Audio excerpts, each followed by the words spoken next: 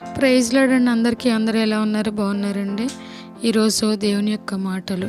యేసును సిలువ వేసింది ఎవరు అనేది ప్రశ్న కాదు, కానీ నా పాప పరిహారం నిమిత్తం తండ్రి అయిన దేవుడు తన కుమారుని సిలువ మరణానికి అప్పగించారు అనేదే నగ్న సత్యం. ఇది మనం అంగీకరించకపోతే ఈ మంచి శుక్రవారం మరొక అర్థం లేని ఆచారం అవుతుంది. ప్రభు సిలువలో పలికిన 7 వాక్యాలను గురించి నా వ్యక్తిగత అనుభవం. మొదటిది క్షమాపణ.